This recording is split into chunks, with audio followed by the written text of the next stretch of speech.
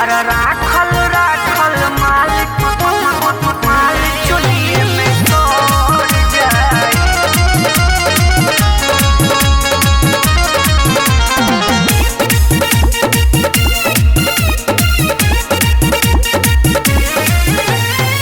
करो न टच मुझे दूर मुझसे रहो, सोची समझ के तुम बात मुझसे कहो। अरे बाबू हटो। करो न टच मुझे दूर मुझसे रहो, सोची समझ के तुम बात मुझसे कहो। मेरी जुल्मी जवानी कोई न पाई पाई अरे पाई।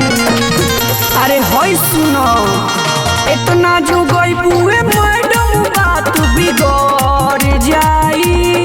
का इतना जो गई बुए मैडम बात बिगड़ जाई। अच्छा बात बिगड़ जाई।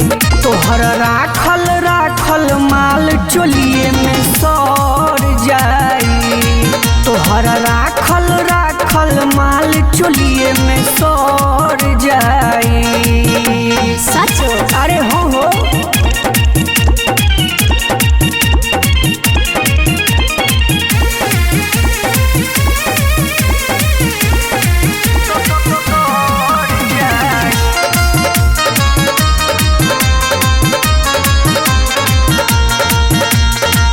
छोट जनी पजरा हमरे रहतनी दूरे।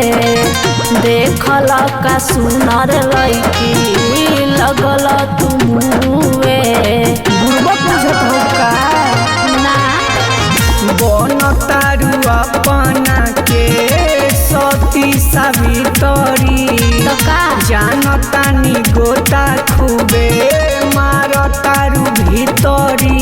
साची कहिला कहियो कौन रगड़ जाई। आसान बता। साची कहिला कहियो कौन रगड़ जाई। हाँ रगड़ जाई। तोहर राखल राखल माल चोलिए में सड़ जाई। तोहर राखल राखल माल चोलिए में सड़ जाई। तोहर राखल राखल माल चोलिए में सड़ जाई।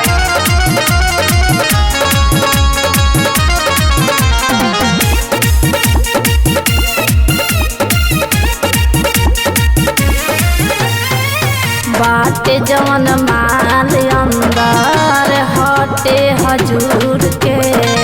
काहे खातिर देखो तारा बाबू घूर घूर के।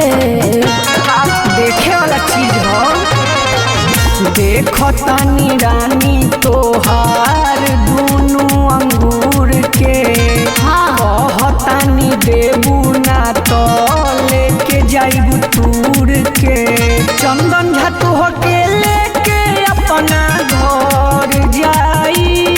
सस्ता है का। चंदन झा तोहके लेके अपना घर जाई। हाँ घर जाई। तोहर राखल राखल माल चोलिए में सड़ जाई। तोहर राखल राखल माल चोलिए में सड़ जाई। अरे ई सरे वाला माल ना है ए बाबू बुझला। सब बुझतानी एक खेल करो।